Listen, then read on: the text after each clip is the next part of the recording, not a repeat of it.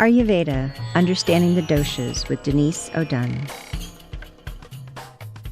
Ayurveda is the science of life, or the study of natural law. We have archaeological, astronomical, astrological evidence of Ayurveda's existence for many thousands of years. But we could also say that Ayurveda has always existed, as it's the study of nature. The rishis, the holy men of India, through their intense desire to end suffering, went into deep meditation and received the original information of Ayurveda through direct source. It was also through their observation of nature that this system was created. Ayurveda was originally an oral tradition, but came into its written form in the Vedas, where we still have original documentation of this system. Ayurveda is a way of life that creates harmony by teaching you to honor your individual nature while consciously following the rhythms and cycles of the natural world. The more you understand yourself and your unique nature, the better you can make decisions for your own personal balance.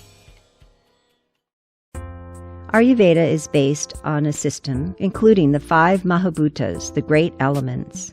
The elements that we refer to in Ayurveda are ether, or space, air, fire, water, and earth. These 5 elements pair up into 3 combinations to form the primary forces of nature, called doshas.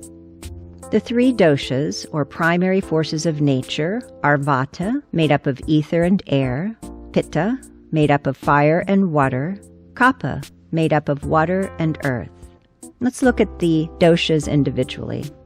Vata, made up of ether and air. Here are the qualities that Vata contains. The primary qualities are light, cold, and dry, also holding qualities of mobile, subtle, clear, rough, quick or sharp, diluted or liquid. The Pitta dosha, made of fire and water, have primary qualities of light, hot, unctuous or oily, and also qualities of mobile, liquid, diluted or wet, sharp or quick. The way we can relate to the sharp nature of Pitta is the idea of steam. It's hot, wet, and sharp or piercing.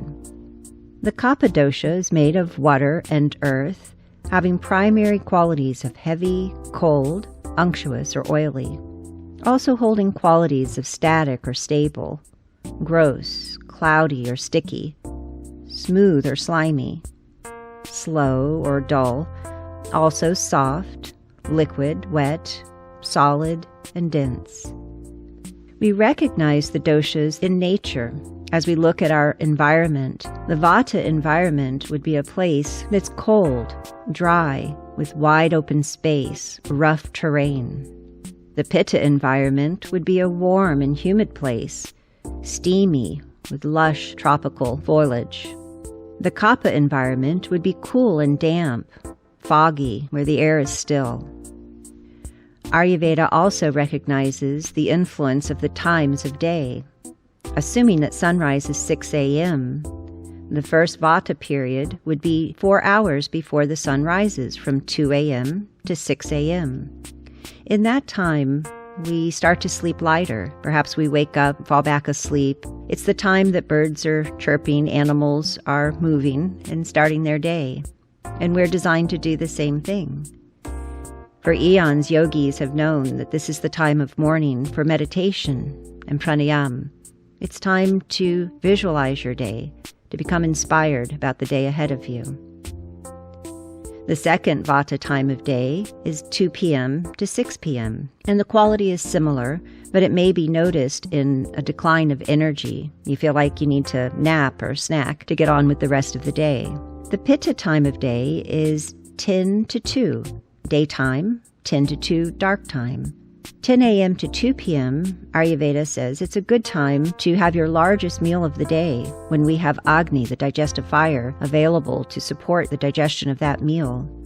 It's also the time we have clear perception. It's time to have meetings, to plan, to be most productive. 10 p.m. to 2 a.m., Ayurveda suggests it's time to be asleep. It's during that time that we are absorbing and assimilating everything that we took in that day, from our food to our thoughts. If we're still awake after 10 p.m., We might find it difficult to fall asleep because we have the Pitta energy that has created a second wind, the ability to stay up and have more productive time. The Kapha time is from sunrise, or in this example, 6 a.m. to 10 a.m., and then also 6 p.m. to 10 p.m. In the early morning, as the sun is rising, traditionally the yogis understood they were going from their pranayama and meditation into the Surya Namaskar, the sun salutation, to greet the day. And then there's good physical energy that would follow based on Kapha influence, so the asana practice could follow. It's also the time of morning to eat first meal, upon hunger, a lighter meal, something that will get you through to Pitta mealtime at noon. It's the time of day to empty our bladder and bowels. It's the time to do our dincharya, or daily routine of self-care. 6 p.m. to 10 p.m., Ayurveda suggests it's time to wind down, to let go of the details of the day. The lightest meal of the day should be at Kapha time, easily digestible, like a nourishing soup. And then falling asleep during Kapha time is easier. We naturally become sleepy during this time, maybe 8:30 or 9 o'clock, you notice. But if you push through that time and you enter into Pitta time of night, 10 p.m. or later, it'll be more difficult to fall asleep. Ayurveda recognizes the seasons or weather and their dosha contributions. Vata season in temperate regions would be fall, early winter. Here in Florida, it's any day that's drier, cooler. Even our changeable weather in fall would influence us by its irregular nature. Vata weather is cold to cool, dry, windy, clear, and changeable. Pitta season would be summer, and here in Florida, of course, most of our year. Warm to hot, humid, radiant sun, bright, piercing. It's the quality of Pitta season. And Kapha season in temperate regions would be late winter and spring. Cool to cold, but wet, cloudy, misty, heavy. It's any day here in Florida that's cloudy, rainy. We also look at the life stages and the way that we're influenced doshically. Vata life stage is the stage for mature adult to elderly. It might be around 50s or 60s that a person enters into this stage of their life. For women, it's easy to denote. It's a year past their last menses. It's a time that we're more influenced by the qualities of Vata, drier skin perhaps, thinning hair, less efficient systems. Pitta stage of life is from puberty through to our 50s or 60s, youth to mature adult. It's the time that we're most productive. It's a long period of life that we're given this Pitta energy to support us in our planning and our productivity. Kapha stage of life is from birth to puberty. It's the fastest growth period due to Kapha's contribution.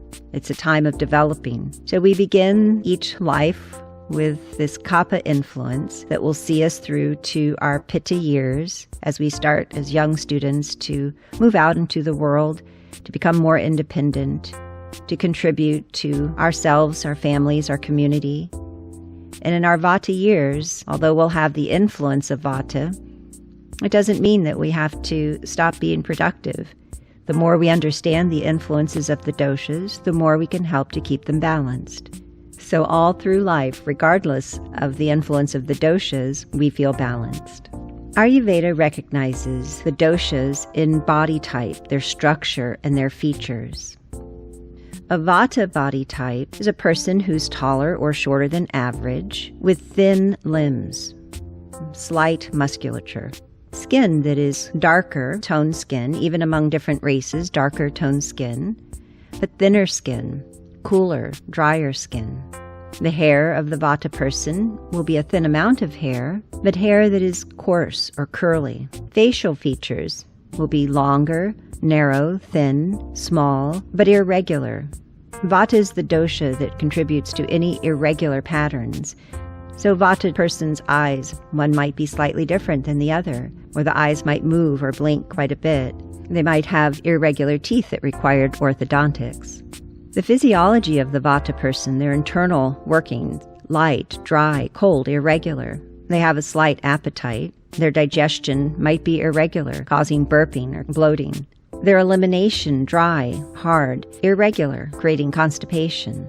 Their energy is quick. They move fast, they talk fast, but their endurance is low. They're like the sprinter in running. They can run fast, but not for the long distance. Their metabolism is fast, it's quick. They're geared up a little quicker than most, and that's why they stay so thin throughout their lives. Their immunity is lower. Among a group of people, they might catch the cold or flu more often. It's better to understand that every dosha has its inherent strengths and weaknesses. It's better that we understand that so we can support the weaknesses and manage the strengths from becoming excessive. The Pitta body type, they're of an average height and a medium or proportionate build. Pitta is considered the middle dosha because of the lineup of the elements from the most subtle to the most dense: ether, air, fire, water, and earth. Pitta is in the middle with fire and water elements. So many features of the Pitta type are medium, average, moderate. They have light skin that might burn easily in the sun. Freckles, moles would be common. And sensitive skin, sensitive to the sun, sensitive to chemicals. They may get rashes easily. They sweat proficiently. The Pitta type has a medium amount of hair, but fine and silky hair. Hair that goes gray or balding earlier in life due to the natural tendency of heat to rise and affect the hair follicles. The facial features of Pitta, medium size features proportionately placed. The internal workings of Pitta, efficient. Good digestion, unproblematic, unless Pitta is in excess. Elimination, like clockwork, unproblematic. The energy of Pitta is dynamic, but stable. They have good endurance for their very productive days. They have moderate metabolism. If they gain a few pounds, they can lose those pounds easily with focus. And they have good immunity. They might get sick every once in a while, but they tend to come around quickly. The Kapha body type, taller or shorter than average, but with larger bones and fuller figure. The taller the Kapha person, they'll be broad, stocky. And the shorter, rounder, like the earth itself. Their skin is cool and damp to the touch. Their hair, abundant amount of hair and thick strands of hair. Their facial features, rounder face, larger features, broader, fuller. Their physiology is regular, but slow. Kaphas are very sensuous. They chew their food slowly. They enjoy the taste of food. Food moves through their GI tract slower, and it's eliminated more slowly. Kaphas have slower energy, but the highest endurance. They're the long-distance runner. Their metabolism is slower, so they may gain weight easily and have more difficulty losing that weight. Their immunity is the strongest. Kaphas, by nature, conserve energy and take good care of themselves. As we look at the personality of the doshas, the Vata person is lively, enthusiastic, happy-go-lucky, skipping through life, riding with the clouds. They're artistic, creative, inventive, out-of-the-box thinking, inspiring others. The Pitta personality is intense. They have good perception. They see things easily. They process them efficiently. They convey them accurately. They're leaders of industry, corporations, and of countries. They're problem solvers. They're public speakers. They're passionate, and they have a lot that they want and need to accomplish in this life. The Kapha personality, loyal, serving, nurturing. They're loving people, sweet-natured. Now that we understand the nature of each dosha in an individual, we also understand that there can be excess of dosha.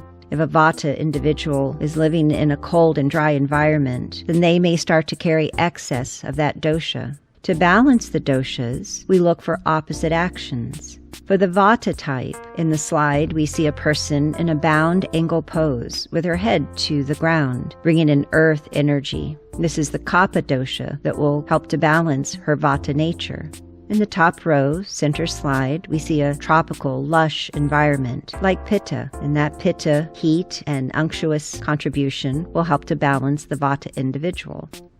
In the right slide, in the top row, we see a woman, most likely Vata by nature, but also in her Vata years, and she's gardening. She's out in nature. That will help to keep her balanced.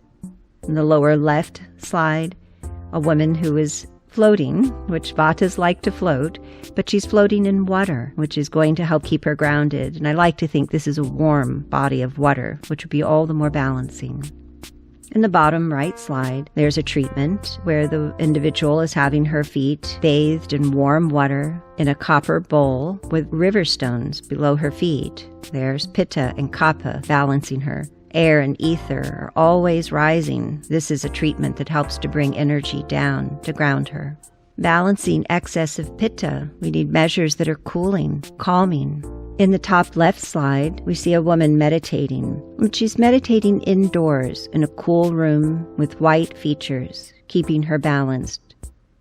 The middle slide, we see the fella outdoors. It looks like he's been active, but we'll imagine this is first of the morning. Pitta shouldn't exercise in the heat of the day. And he's staying hydrated. Pitta types sweat easily, so they have to replenish their fluid.